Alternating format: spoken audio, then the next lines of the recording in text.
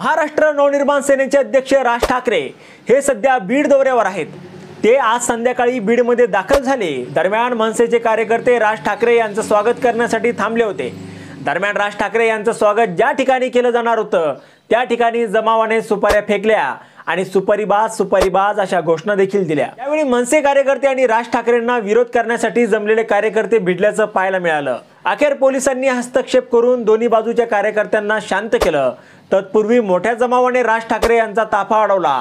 राज ठाकरे यांच्या विरोधात घोषणाबाजी देखील केली। या जमावातील काही लोक एक मराठा लाख मराठा अशा घोषणा देत होते। त्यामुळे हे मराठा आरक्षणासाठी लढणारे कार्यकर्ते असावेत, मनोज जरांगे पाटील यांच्या आंदोलनातील हे कार्यकर्ते असावेत अशी शक्यता वर्तवण्यात आली होती। पण त्यांच्यापैकी अनेकांकडे शिवसेना उद्धव बाळासाहेब ठाकरे पक्षाचे झेंडे म्हणजेच मशाल चिन्ह असलेले झेंडे दिसत होते। त्यामुळे हे ठाकरे गटाचे कार्यकर्ते असू शकतात। दरम्यान राज ठाकरे यांनी लोकसभेला सुपारी घेऊन बिनशर्त पाठिंबा भाजपला दिला होता। आता विधानसभेला ते कोणाची सुपारी घेऊन मराठवाड्यात आले आहेत हे विचारण्यासाठी आम्ही इथे आलो आहोत। राज ठाकरे यांच्या या वक्तव्याविरोधात राज्यभरातून निषेध केला जात आहे। 3 दिवसापूर्वी राज ठाकरे धाराशिव येथे मुक्कामासाठी आले असता त्यांना भेटून ज्या विचारण्यासाठी मराठा तरुण जोरदार घोषणाबाजी करीत हॉटेलमध्ये घुसल्याचं पाहायला मिळालं होतं। त्या पाठोपाठ आज बीडमध्येही राज ठाकरे यांना मराठा कार्यकर्त्याच्या रोषाला समोर जावं लागलं आहे। महाराष्ट्रात मराठा आरक्षणाचा प्रश्न पेटला आहे।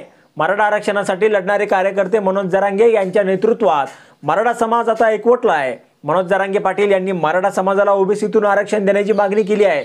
त्यामुळे ओबीसी समुदाय त्यांचं आरक्षण वाचवण्यासाठी आंदोलन करू लागलेला आहे।